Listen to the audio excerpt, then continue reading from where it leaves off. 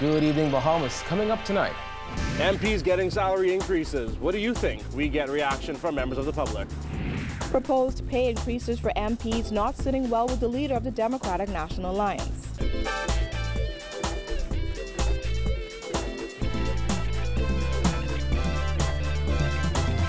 Our news is brought to you by Alive, the nation's newest and best LTE network. Good to be alive. Welcome to our news and thanks for joining us. I'm Kyle Joaquin.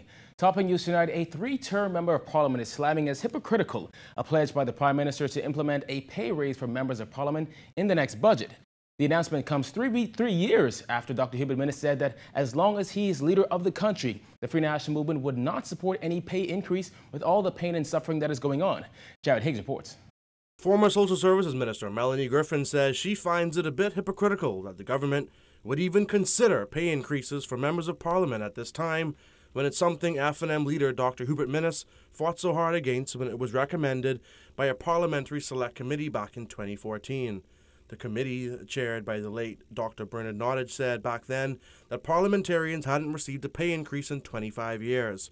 However, Minnis wasn't having it, arguing that a politician's position is a service position. However, Prime Minister Minnis announced in Parliament yesterday that MP salaries would be increased in the next budget. I think it's a bit hypocritical for the government to decide that they wish to give politicians increases when the former administration, of which I was a part, of course, was in place, and they felt it wasn't needed at that time. Members of Parliament currently make $28,000 a year, along with certain other perks. Griffin lamented the government for raising their own pay while many are out of work.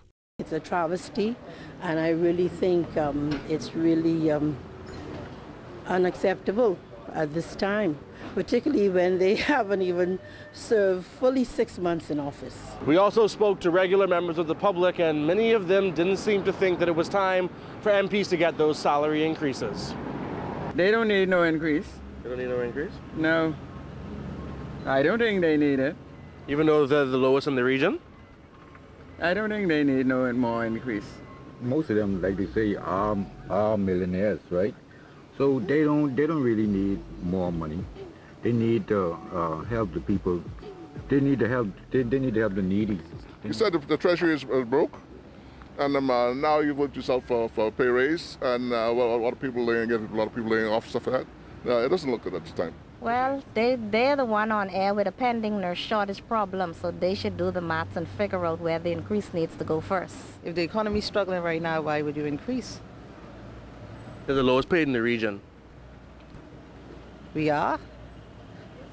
Well, if we are, I don't know. In 2014, Dr. Minnis stated that as long as he is leader of the country, the F&M would not support any pay increase with all the pain and suffering in the country. The question then becomes, are Bahamians still suffering? Reporting for our news, I'm Jared Higgs. Meanwhile, Bahamas Electrical Workers Union President Paul Maynard is offering a different opinion on raises for members of parliament. The outspoken union boss says it's been far too long since parliamentarians received the pay increase.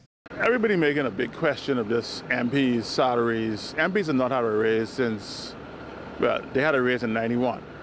And when Hubert Ingram took over the government in 92, he lowered it. He put it back down to what it was. So MPs have not had a raise in what? 30 years? That's ridiculous. 28,000? Come on, man. MPs should be making 65,000.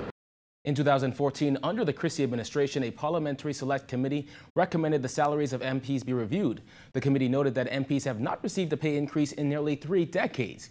The committee also called for the construction of a new parliament as well as an increase in constituency allowances and travel allowances. In the meantime, Maynard says he's looking forward to Minnis making good on another promise. The Prime Minister is saying that he wants to review all the salaries in the civil service, right? Right now, you got a PS making more than the minister. I mean, that can't continue. As a matter of fact, here, we have Desmond Bannister as our minister. I think that the general manager of water and sewage is making at least $160,000, which is more than his minister makes. Newly elected leader of the Democratic National Alliance, Chris Mortimer, is questioning how a country that was recently described as cash-strapped can now afford to increase the salaries of new members of parliament. Giorgio Bain has that angle.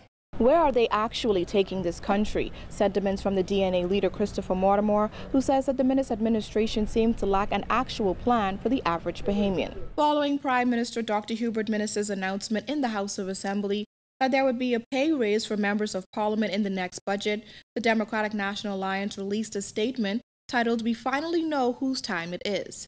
The DNA leader called the comments sickening and tone-deaf.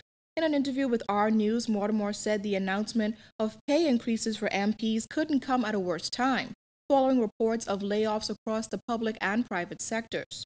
The DNA leader also called the statements hypocritical, given that in 2014, while in opposition, Minnis said he would not support any pay increase for MPs in the light of the pain and suffering of Bahamians. Well, I think it's laughable. I think it's a hypocrisy of the highest order. In 2014, this was the same leader of the opposition who said that he couldn't support and wouldn't support pay raises, especially with the hardship that people are going through. And here it is, he's using the justification that those guys were corrupt to say that now we could spend that corrupt money and spread it amongst all of us. I think it's a laughingstock. Mortimer says the FNM doesn't seem to have an actual plan for the average Bahamian. I would hope that it was only a joke, and I think he should retract the statement, because there is absolutely no way that any sitting prime minister, understanding the hardship that the Bahamian people are going through, will be prepared to stand up there and say, listen, you know, $28,000 a year plus $18,000, a total of $46,000 for doing nothing, and to get more is a slap in the face of every single voter and every single Bahamian. According to Mortimer, just 6 months under their leadership, the Minnis administration is already proving that they are no different than the others. There was a step back in terms of the promise for VAT repeal. There was a step back in terms of being able, VAT-related stuff on education.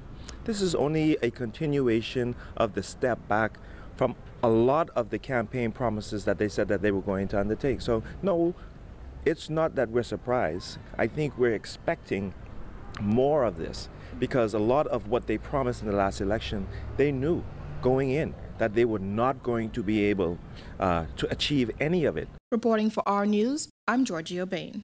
In other news, the government intends to amend the Bahamas Nationality Act to ensure that all children born outside the Bahamas to Bahamian women automatically receive Bahamian citizenship.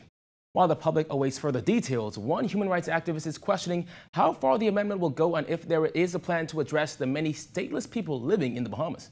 There's still the issue of statelessness in the country that is going on, but maybe this opens up the door for us to have that conversation. Louis Georges knows all too well how difficult it is to be considered stateless.